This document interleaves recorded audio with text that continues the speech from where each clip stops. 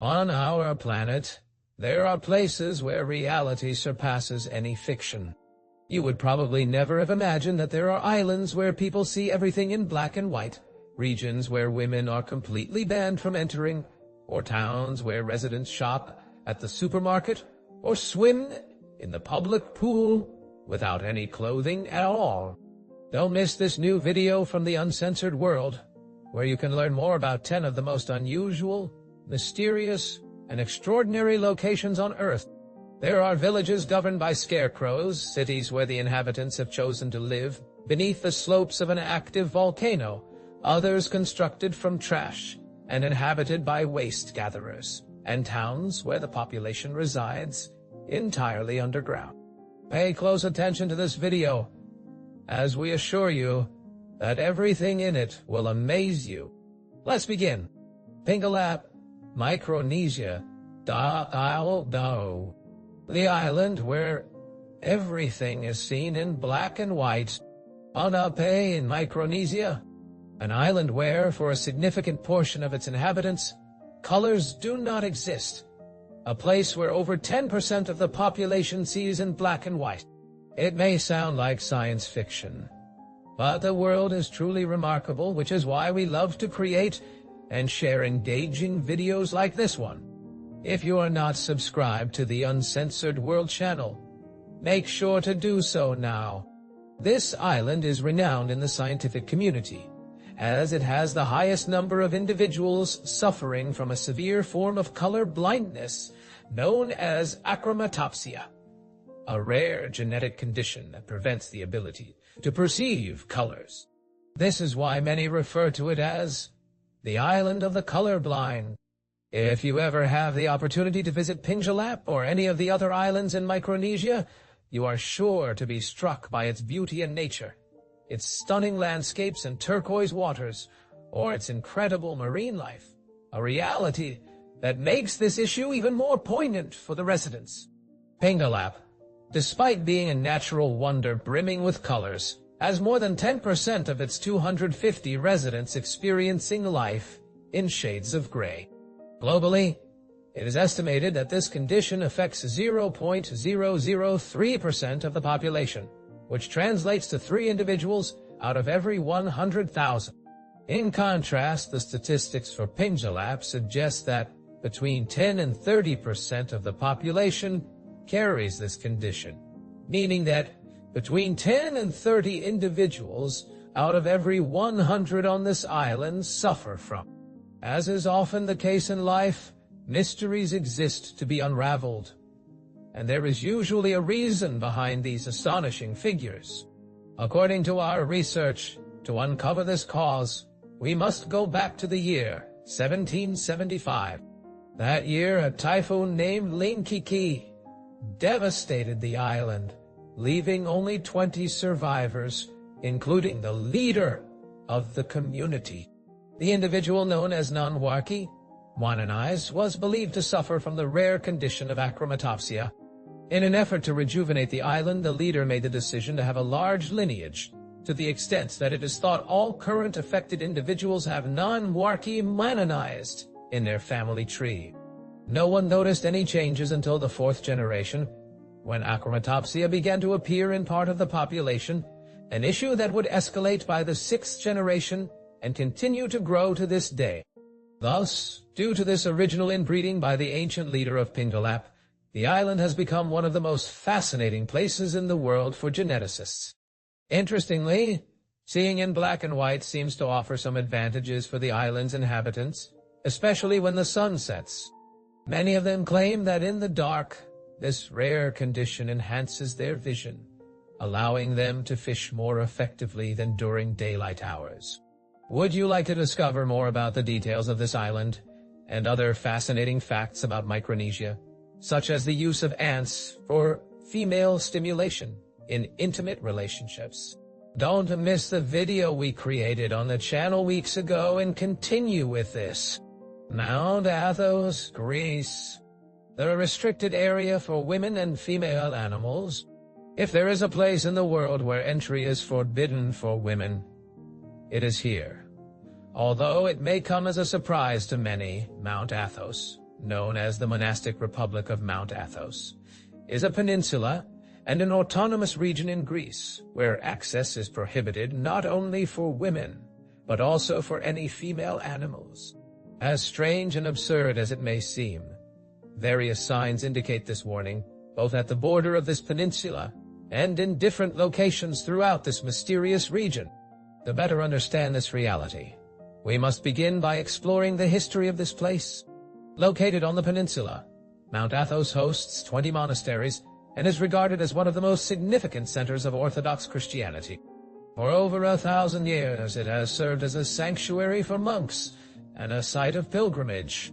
This devotion gives rise to the strict prohibition against the entry of women, known as abaton. This rule has been in place for more than 1,000 years and is rooted in the religious traditions and monastic laws of the area. The primary reason for excluding women and female animals from the region is to maintain the sanctity of the monastic and spiritual environment. According to the monks, the presence of women could divert their focus from a life devoted to prayer, meditation, and monastic duties.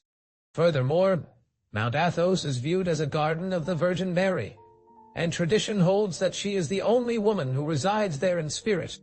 Allowing other women to enter is considered an act of dishonor toward this devotion. The prohibition is so deeply embedded in the traditions and laws that govern Mount Athos that it has been acknowledged and safeguarded by Greek legislation and international agreements. Access to Mount Athos is strictly regulated and monitored. Men who wish to visit can do so, but they must acquire a special permit known as a diamanatiri. This permit is limited in both quantity and duration of stay. Women are unable to obtain this permit, as their entry is strictly forbidden, accompanied by serious penalties and risks.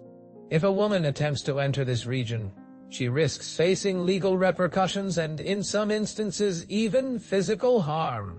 And although it may sound absurd, in addition to women, as we mentioned, the entry of female animals is also prohibited on Mount Athos. This restriction is founded on the belief that both women and female animals could cause disturbances. The sacred and monastic environment. This practice reflects an aspect of Orthodox theology that emphasizes spiritual purity and focus within monastic spaces, thus maintaining an atmosphere of devotion and contemplation that has characterized Mount Athos for centuries. While I am sure that for many these restrictions are seen more as an absurdity lacking sense, which may also stem from obscure beliefs in the minds of some of these monks. What are your thoughts on this reality? We would love to hear from you in the comments. Longyearbyen, Norway. The town where dying is prohibited. Longyearbyen is the largest city and an administrative center of the Svalbard archipelago, located in the Norwegian Arctic. It is known for being one of the northernmost settlements in the world. The extreme weather conditions and complete darkness during the winter months, along with constant daylight in the summer, make Longyearbyen a unique place, a captivating and challenging place to reside. The most striking feature of Longyearbyen is that dying here is strictly prohibited. You might wonder what could be the crazy reason behind this, but as you will see, there is much more logic to it than it initially appears. This situation is a result of permafrost. Permafrost refers to a layer of soil that remains frozen continuously for a minimum of 2 consecutive years. This freezing primarily occurs in cold regions of the world, where soil temperatures stay below the freezing point of water, 0 degrees Celsius, for most of the year, including the summer months. In this area, the ground remains frozen throughout the entire year. Due to these consistently low temperatures, bodies do not decompose as they would in warmer climates. This creates a potential public health risk if these deceased individuals are not managed properly. Consequently, severely ill individuals or those nearing death must be evacuated from this settlement in the Norwegian Svalbard Islands and transported to the mainland for appropriate medical care. In addition to this unique characteristic, Longyearbyen is also recognized for housing the Svalbard Global Seed Vault, the most significant seed bank on the planet and for humanity. This underground sanctuary safeguards an invaluable genetic diversity of crops from around the globe, ensuring the preservation of these species against potential natural disasters or conflicts, including a possible apocalypse. Miyagi-jima, Japan, is an island that exists on an active volcano. Miyagi-jima is a volcanic island in Japan, famously known as likely the only island where the residents have chosen not to leave, despite the ongoing threat of an active volcano that regularly emits toxic gases. Rather than flee from this harsh reality, the people of Miyagi-jima have adapted to their challenging environment.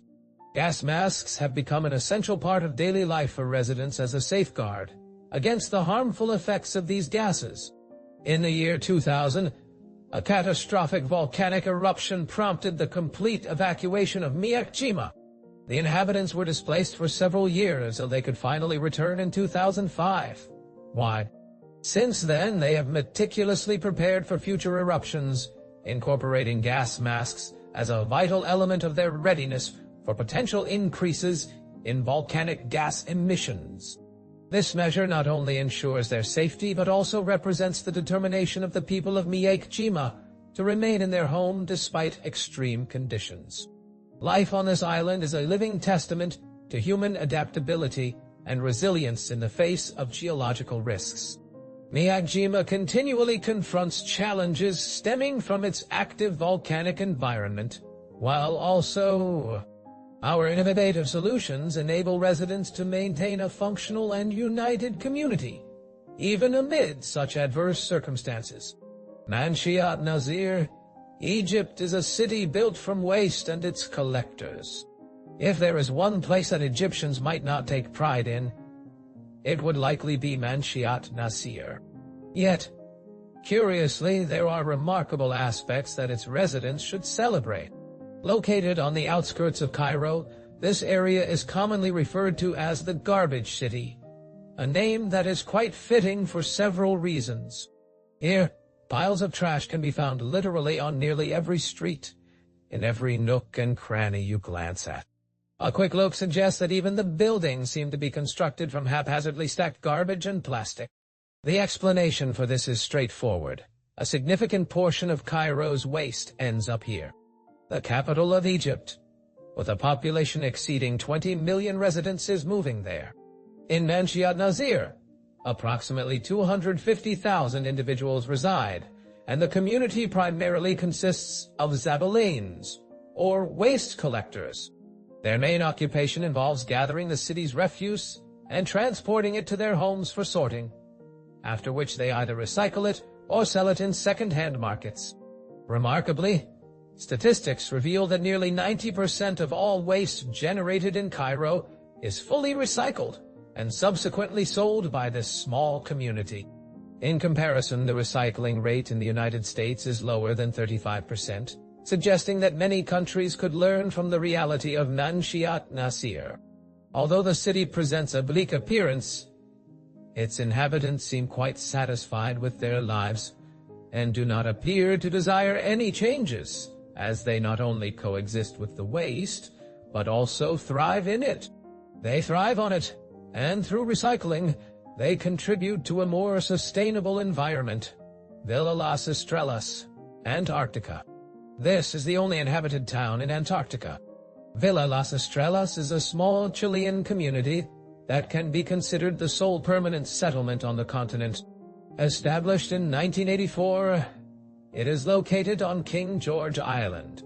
The base includes a school, a small hospital, a post office, and other essential facilities for daily life. Living in Villa Las Estrellas is characterized by the harsh Antarctic conditions, featuring extremely low temperatures, strong winds, and isolation. The base serves both scientific purposes and the sovereign presence of Chile on the icy continent. Families residing there typically stay for 1 to 2 years, adapting to a completely inhospitable environment. According to some residents of Villa Las Estrellas, the living conditions are so. Many face the challenge of sharing beds or even bathrooms, often taking showers that last less than 90 seconds. Comfort and privacy take a backseat in this small community of researchers and their families. Residing in this remote village in the inhospitable Antarctic. Nagoro, Japan, the Scarecrow Village. Scarecrows are figures placed in fields to deter birds and other animals from settling on the crops. This is a common practice in many villages around the world, but never as prevalent as in this tiny Japanese town. Nagoro, located in the Tokushima prefecture of Japan, is known as the Scarecrow Village for a very good reason. Believe it or not, the residents decided to successfully replace almost everyone in the village with a scarecrow. As a result, wherever you look in the town, there's a scarecrow seemingly watching you with its gaze. It is literally found everywhere, and according to sources, there are over 300 of them. Considering the town is quite small and remote, you can imagine how peculiar that might be. You might be wondering, how did this all begin? What was the reason? According to our research, it all started with a woman named Anano. Anno was born in Nagoro, a vibrant town filled with young people decades ago. In her youth, she moved to Osaka, one of the most cosmopolitan and largest cities in Japan, to study and work. Years later, after the passing of her mother in 2002, she returned to her hometown to care for her father. However, by that time, the population of Nagoro had become a mere shell of its former self. The youth had left for the big city, and deaths had far outnumbered births in this quiet community. It was during this time that she began to grow her own vegetables, realizing that the crows were destroying and eating everything. In those lands, something was born. So, she decided to create a scarecrow and place it in her garden. To her surprise, she noticed that many of her neighbors walked by her yard, greeting the scarecrow, believing it was her father. It was then that she conceived an idea that would completely transform this village. As more people died or left the town, she would replace them with scarecrows resembling them. Thus, the number of scarecrows grew from 1 or 2 to hundreds, populating the village. Today, it is estimated that the population in Nagoro is less than 50 individuals, yet the scarecrows remain alive and have not left the town. In the village school, which closed in 2012, there is even a classroom filled with them, and you can see them decorating various parts of the town. 3 scarecrows at the base of a telephone pole, 1 fishing in the river, and even a group sitting at a bus stop shelter. Nagoro has become a unique place. It appears to be reminiscent of a ghost town, and what's most unsettling is that it is one of the top tourist attractions in this region of Japan. Cap d'Agde-France is a French locality renowned for being one of the largest and most famous naturist centers in the world. In this coastal village, a clothes-free lifestyle is a common and accepted practice throughout the community, including in places like supermarkets, restaurants, public pools, and beaches. The naturist area of Cap d'Agde is a closed community that allows its residents and visitors to live without clothing in a safe and respectful environment. This way, guests can engage in daily activities such as shopping, swimming in the public pool, and enjoying the nightlife, all without the need for any clothing. Furthermore, the norm of living in this manner is so pervasive that anyone seen walking through the town dressed is considered out of place. For many, this town resembles the biblical Sodom and Gomorrah in contemporary times. The main allure of this place is the notion that everything is permissible, not just naturism. Thus, in Cap d'Agde, there are numerous clubs for couples to engage with one another, along with hotels aimed at minded couples. People roam about without clothing at all hours of the day. These customs foster a liberal atmosphere, although some residents claim that mutual respect and freedom also prevail, making Cap d'Agde a distinctive destination for naturism enthusiasts. Whittier, Alaska is an entire town encapsulated within a massive building. Whittier is a community in Alaska that has made this list due to its enigmatic presence amidst the mountains and the icy waters of the North Pacific. This small town houses most of its residents within a single colossal concrete structure known as baggage towers.